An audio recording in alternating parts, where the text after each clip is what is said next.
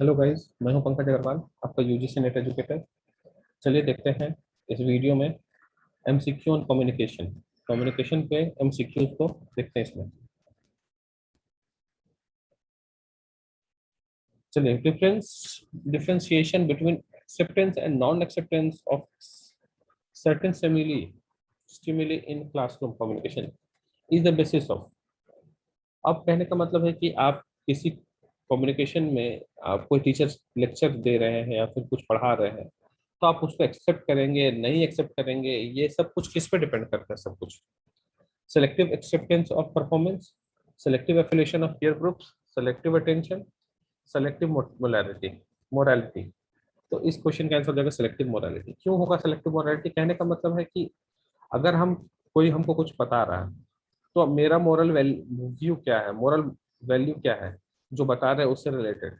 अगर मेरा moral value को सपोर्ट कर रहा है, वो जो कंटेंट बताया जा रहा है, तो हम उसको एक्सेप्ट करेंगे। अगर नहीं कर रहा है तो हम उसको रिजेक्ट करेंगे। इसलिए इस क्वेश्चन का आंसर हो गया option number 4। Next, the initial message to students in the classroom by teacher need not to be critical to establish interaction later. Next है reason, more control over the communication process means more control over the students are learning.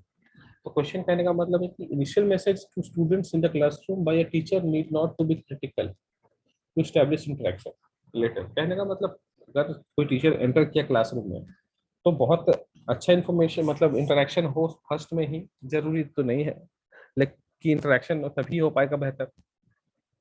इसी चीज को लिखा गया यहाँ पे not, तो यानी ये सही कह रहा है। Reason, more control over communication process mean more control over students are learning. मतलब अगर क्लास में कंट्रोल बहुत ज्यादा है, टीचर बहुत कड़ाई करके रखे हैं, इसका मतलब स्टूडेंट बहुत ज्यादा सीख जाएंगे, ऐसा तो पॉसिबल भी नहीं है। इसलिए ऑप्शन ए ट्रू है बट आर फॉल्स है। नेक्स्ट है communicate well in classroom is a natural ability.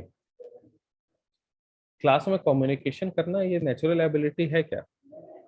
नहीं, बिल्कुल नहीं। हम सीख सकते हैं चीजों को, ठीक है, और आर्टिफिशियली बना भी सकते हैं in fact. Effective teaching in classroom demand knowledge of the communication process. हाँ, ये सही है। कहने का मतलब ये है कि अगर आप चाहते हैं कि आपका क्लासरूम में इफेक्टिव कम्युनिकेशन प्रोसेस हो, तो आपको उस पर्टिकुलर क्लासरूम में जो आप पढ़ाने गए या बताने गए हैं, उसमें जो आपका नॉलेज है वो अच्छा होना चाहिए, तभी आपका इफेक्टिव कम्युनिकेशन हो पाएगा। Classroom communication is transactional process. मतलब क्लासरूम कम्युनिकेशन जो है वो बदलने वाला प्रोसेस है। तो सही है, क्योंकि आज हम लोग ब्लैक बोर्ड में पढ़ाते थे चौक से, फिर बाद में आया कॉन्सेप्ट व्हाइट बोर्ड का मार्कर के साथ, अब आया प्रोजेक्टर के साथ। तो ये ट्रांजेक्शनल प्रोसेस है। A teacher does not operate under the assumption that students response और परपल्सिव। कहने का मतलब क्या है? टीचर ऑपरेट नहीं करता है अजम्पशन कि स्टूडेंट का क्या रिस्पॉन्स होगा। सही बात है, वो ये अजम्पशन नहीं करता कि स्टूडेंट का क्या हाँ, बताने के बाद स्टूडेंट को समझ में आना चाहिए, इस चीज पे वो टीचर एक जो है वो ज्यादा ध्यान देता है। इसलिए इसमें क्वेश्चन का आंसर हो गया ए, यानी 1। A and R true, and A जो है, आर जो है करेक्ट एक्सप्लेनेशन है।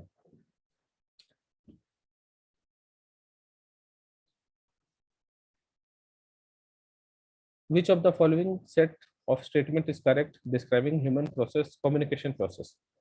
तो कौन सा ह्यूमन कम्युनिकेशन प्रोसेस को डिस्क्राइब कर रहा है? Non verbal communication can stimulate ideas, communication is a learned ability, communication is not universal panacea, communication cannot break down, communication means more effective learning by students, and value of what is learned through classroom communication is not an issue for a student. तो इस question का answer है option number 4, A D E F, यानी ये सही है। D E and F क्या है? Non verbal communication can stimulate ideas, या आइडियाज को स्टिमुलेट कर सकता है। Communication can not break down, communication को तोड़ा नहीं जा सकता। More communication means more effective learning, सही बात है, ज्यादा से ज्यादा कम्युनिकेशन तो इफेक्टिव लर्निंग ज्यादा होगा। Value of what is learn through classroom communication is not an issue for student. मतलब क्लासरूम कम्युनिकेशन से ही स्टूडेंट सीखे ऐसा जरूरी नहीं, वो तो बाहर के सोशल लाइफ से भी सीख सकते हैं, कुछ बाहर देख के भी सीख सकते हैं। ये हो गया इस क्वेश्चन का आंसर ऑप्शन नंबर 4। नेक्स्ट है the classroom communication should essentially be empathetic. Empathetic होना चाहिए, सिंपैथेटिक नहीं होना चाहिए। हमारा क्लासरूम में सहानुभूति किसी स्टूडेंट से नहीं होता। अगर सहानुभूति होगा तो आप एक बेहतर टीचर नहीं बन पाएंगे। इसलिए आपको एम्पैथिक होना है, एम्पैथेटिक होना है। क्लासरूम कम्युनिकेशन कैसा होना चाहिए? एम्पैथेटिक होना चाहिए। In a classroom the probability of message reception can be enhanced by, मतलब मैसेज जो स्टूडेंट्स को पहुंचेगा या फिर वो समझेगा या रिसीव करेगा, वो इनहेंस कैसे किया जा सकता है? स्टैब्लिशिंग अ व्यू पॉइंट, मतलब एक व्यू पॉइंट टीचर का होना चाहिए कि आप क्या बताना चाह रहे हैं, क्या समझाना चाह रहे हैं, इसी चीज को लेके होना चाहिए। इफेक्टिव कम्युनिकेशन प्री सपोज, अगर हम लोग इफेक्टिव कम्युनिकेशन के बारे में क्या कहा कह सकते हैं कि पहले से क्या एज्यूम कर सकते हैं कि क्या हो सकता है वो, तो उसका अंडरस्टैंडिंग अच्छा होना चाहिए। अच्छा, मतलब जो बताया जा रहा है, जैसे एक टीचर है कुछ पढ़ा रहे हैं, तो वो प्री सपोज ये करके चलेंगे कि जो हम बताना जा रहे हैं या बता रहे हैं वो उसको समझ में अच्छे से आए या आ जाए। उसी चीज को क्या कहते हैं? Understanding. When verbal and non-verbal messages are contradictory, it is said that most people believe in। अगर मान लीजिए वर्बल यानी जो लिखा हुआ है और नॉन वर्बल जो एक्सप्रेशन में है, सॉरी वर्बल मतलब लिखा हुआ है या फिर बोल रहे हैं उसको वर्बल कहते हैं, नॉन वर्बल का मतलब जो एक्सप्रेशन से होता है। अगर दोनों में कॉन्ट्राडिक्टरी है, वर्बल कुछ कह रहा है और नॉन वर्बल कुछ कह रहा है, तो याद रखिएगा कौन से मैसेज को ज्यादा लोग ध्यान देंगे?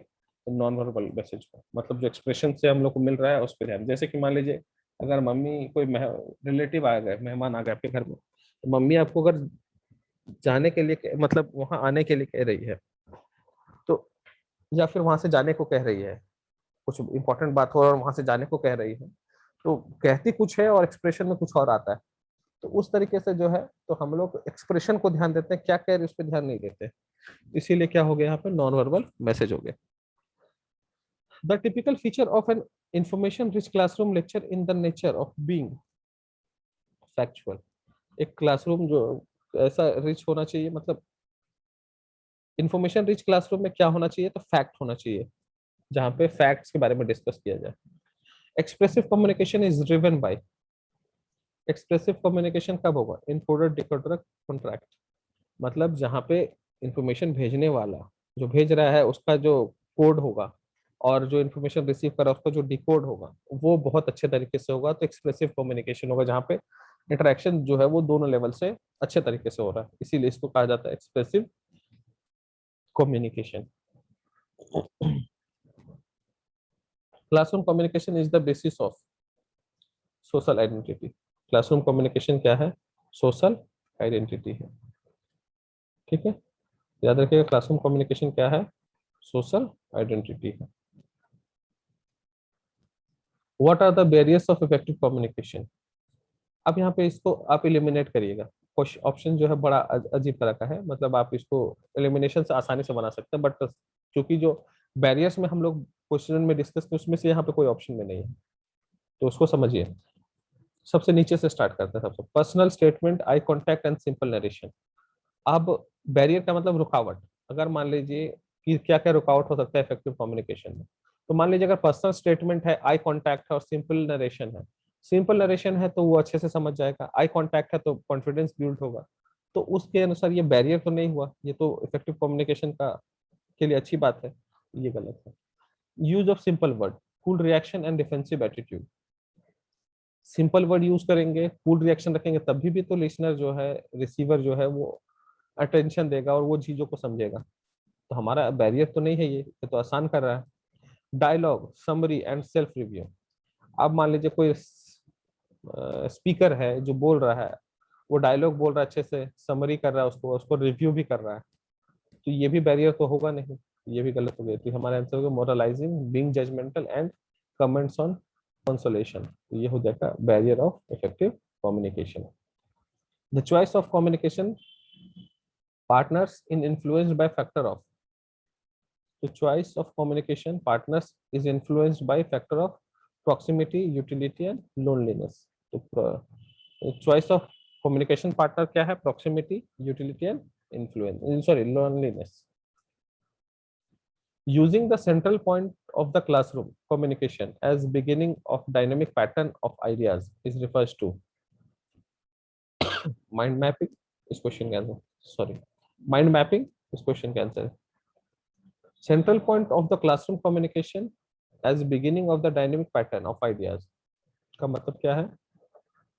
Mind mapping. Aspect of the voice other than speech are known as para language. Aspect of voice other than speech are known as para language. Next है attitudes, action and appearance in the context of classroom communication. तो क्या होता है non verbal? Non verbal में हम लोग actions, facial expression, attitude, appearance देखते हैं। वर्बल में क्या होता है? वोकल मतलब जो बोल रहे हैं, रिटन, ये सब जो है वो हमारा वर्बल कम्युनिकेशन में आता है, नॉन वर्बल में ये आता है। ठीक है, चलिए देखते हैं नेक्स्ट क्वेश्चन। तो इस क्वेश्चन का आंसर हो जाएगा नॉन वर्बल कम्युनिकेशन। नेक्स्ट है assertion. Formal communication tends to be fast and flexible. Formal communication जो है वो फास्ट और फ्लेक्सिबल होगा ऐसा कहा जा रहा है असर्शन में। Reason, formal communication is systematic and orderly flow of information. इस क्वेश्चन का आंसर है ऑप्शन नंबर 4, ए फॉल्स है, आर करेक्ट है। क्या कहने का मतलब है?